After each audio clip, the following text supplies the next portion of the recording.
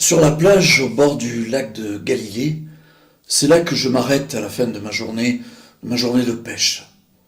Et sur le rocher, au milieu de la crique, j'étale mon filet, je le répare, ou je regarde parce que c'est beau. À droite, contre la falaise, il y a une vieille maison en pierre. Elle est là depuis des siècles. De génération en génération, on l'a toujours appelée la maison du pêcheur. Je suis sûr qu'il y a 2000 ans, elle devait être là. On dit même que c'était un pêcheur qui s'appelait Siméon qui habitait là. Comme moi, le soir, il devait s'asseoir sur ce rocher pour se reposer et contempler le lac. Un soir de juin, ça a dû se passer comme ça. De sa maison, il voit deux hommes qui arrivent en courant, en sautant. « Oh là! Qu'est-ce qui vous amène ici? Quoi? Vous voulez du bois? Mais pourquoi faire? Des grillades? Combien vous êtes? 70? 72? Bon, deux de plus, deux de moins, c'est pas grave. Servez-vous, je descends avec vous. » Et sur la plage, il voit tout un groupe, assis. Mais, chut, il raconte. Moi, j'étais avec Nathanaël. On est allé jusqu'à Jéricho. On s'est arrêté à la première maison. En arrivant, on frappe, on nous ouvre.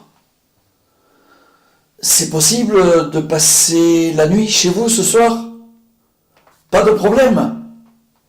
La paix soit sur cette maison.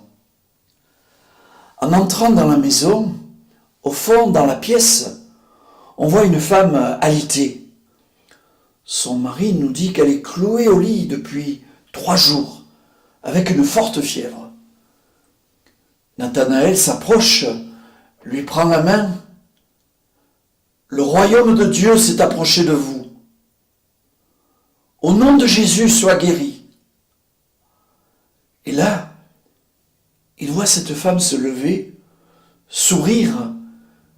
Elle les a servis toute la soirée. Il n'osait à peine y croire, mais c'était si simple.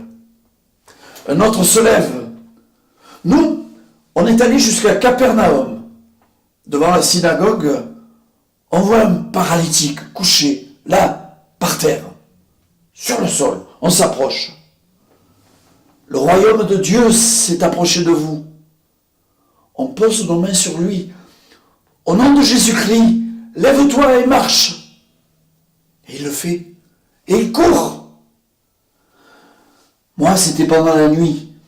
Un scorpion m'a piqué sur le pied. Le matin, mon pied, rien. Aucune trace.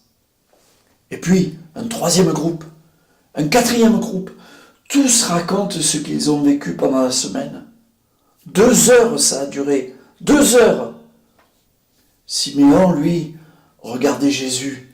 Il était assis sur le rocher et il les écoutait. Il souriait. À un moment, il leur dit, « Je voyais l'ennemi tomber du ciel comme un éclair. Mais ne vous réjouissez pas de ce que vous avez vu ou de ce que vous avez fait.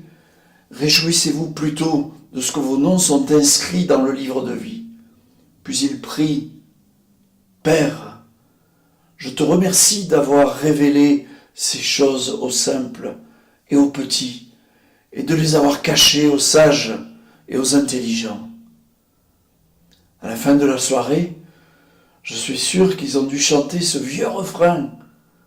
Il date de Moïse. C'est sa petite sœur Myriam qui le chantait. On trouve ces paroles dans le livre de l'Exode. Et ça dit « Chantons le Seigneur, car il a fait éclater sa gloire. Il a jeté à l'eau cheval et cavalier. Chantons le Seigneur, car il a fait éclater sa gloire. Il a jeté à l'eau cheval et cavalier. »